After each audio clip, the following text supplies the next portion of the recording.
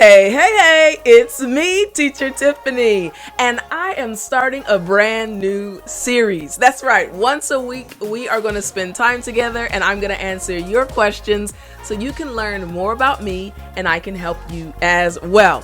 So this new series is going to be called Questions and Answers with Teacher Tiffany, or Q&A with Teacher Tiff. Now, the questions are going to be coming from the students in my academy, so if you're not in the academy yet, click the link right in the description and you can join our family. But let's jump right in. All right, so for today, the first question comes from Roberto. And Roberto says, "Teacher, I would like to know how to improve my English pronunciation." Now, I'm going to be very honest with you. Pronunciation is not the easiest thing. However, it's one of my favorite things to teach. Now, I'm going to tell you about my personal experience first, and Roberto, hopefully my experience will help you improve your pronunciation and encourage you. So you all know that I speak Korean. For all of my Korean students, 안녕하세요. Okay? I just said hello. But when I was studying Korean, remember, I had never learned another language from an Asian country. I had studied Spanish a little bit, being in America. When we're growing up, we study either Spanish or French. Those are the main languages taught in school, and I chose Spanish. So I had never studied an Asian language, like for Chinese or Korean or Japanese. So when I started studying, I was really having some difficulties with some of the sound. Some of the sounds. Now I'll pause real quick. Sometimes you guys have trouble with the TH sound. It's tricky, sticking your tongue through your teeth. All right, so I had some trouble with the sounds that you had to make for the Korean language. So here's what I did. And Roberto, I hope it helps you and other students as well. I realized that pronunciation, the key to pronunciation was listening. So literally from level 1, I started watching as much TV as I possibly could. But usually it was the news or dramas. I watched the news because I knew that people speaking on the news were speaking properly. Their pronunciation was amazing. So I didn't have any idea what they were saying because they were using advanced vocabulary words. But I knew that if I copied them, my pronunciation would improve. Now, as I progressed through my journey of learning Korean, I started to watch more dramas instead of watching the news because I got to the point where I needed to learn the pronunciation of some slang terms or how people speak to each other when they're with their friends or in a comfortable environment. But what happened was my pronunciation got so good that Koreans would literally hear me and think I was Korean and then turn around and be shocked when they saw that I was an African American woman. I got that all the time. They still, even to this day, when someone speaks to me on the phone, they say, "Oh, 한국 사람 아니야? You're not Korean?" They think I'm Korean because of my pronunciation. So again, Roberto, great question. What you need to do to improve your English pronunciation is to watch more English dramas, listen to more English programs or podcasts, and even watch more news programs. Again, specifically for the purpose of listening to their pronunciation. So great question, Roberto. All right, now the next question comes from Anthony Barajas. All right, Anthony asks, "Tiffany, do you have a staff that helps you with your academy?" Now, I've gotten this question before too, because people are very curious, because I have an academy. Again, the link is in the description. I have an Instagram channel. I have a YouTube channel, and I have many other things going on. But I'll be honest with you. I've been doing it on my own for a long time. I have one woman that works for me. She helps with my academy, and she helps correcting students' sentences in my academy. But other than that, it's been me. I record, I edit, I produce the video lessons, I come up with the ideas for the lessons. And I do it because I'm passionate about what I do. I love teaching you guys. I love helping you. And I understand where you're coming from because I also had to learn a second language and it wasn't easy. Now, as we continue to move forward, I'm adding people to my team.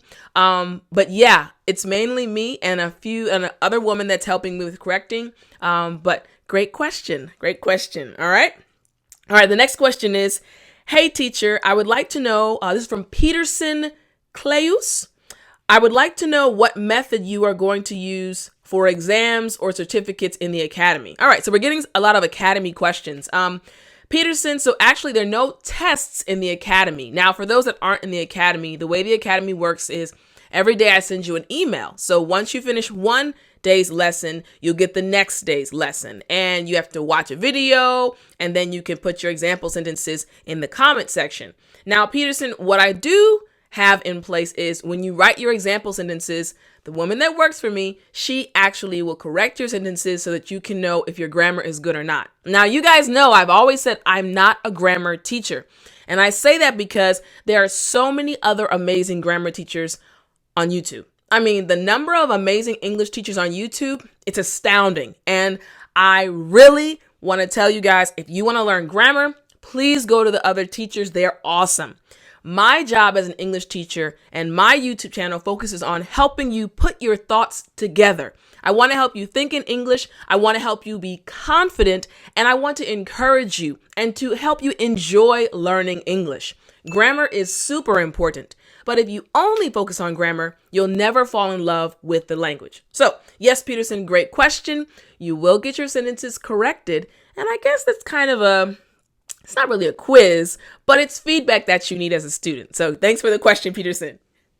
All right, so the next question comes from Andres Ruiz, and he asks, emotionally, what was the best moment of your life when you were living in Korea? Or what was your best moment when you were living in Korea? Man, that's a hard question to answer. Not because I didn't have many moments. It's because there were so many amazing moments that I had when I was in Korea. It's hard to pick just one. So maybe I'll tell you a few. Okay, the first one that pops in my head is when I hiked to the top of Sorak Mountain. That's one of the highest mountains in Korea and in South Korea. And it took us about, I think 7 hours to get up the mountain. It was a very, very tall mountain. And I think I've talked about my experience during one of our story time sessions. But I will never forget when I got to the top of the mountain and I just paused and looked around me. It was beautiful. It literally took my breath away. So I will never forget that scene. It still remains my favorite place in Korea.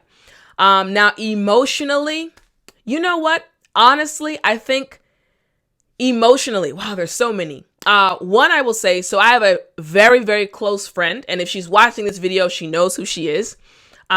We're super close, like sisters. And we went through this period of understanding each other's culture. So let me explain something to you. So again, I'm African American and our culture is very strong. And American culture dealing with friendships and relationships, I realized that our culture is different from other cultures. So living in South Korea, learning the language, and then developing so many different friendships, I had to also learn how friendships and relationships are viewed in their culture.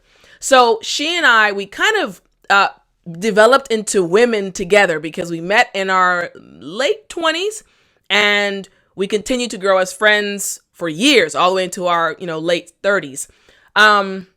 But we experienced a few things where we had to understand each other's ideas and thoughts. I'm trying not to go into too many details, but that literally, I think, was one of the most emotional experiences. And I think one of the best, the one that helped me grow the most, because it's important to understand someone else and to make sure you can express your emotions and they can express their emotions. So I guess in general, so my friend and I, there was an experience we had and we were trying to express the way we felt about what happened. But we realized that what we were saying was not coming across properly and we were misunderstanding each other. So, as females, we may have disagreements, but we communicate a lot. You know, women, we talk a lot. Guys, I know you talk, but as women, we talk a lot. And we were experiencing difficulties explaining or expressing our emotions to each other because of the cultural differences.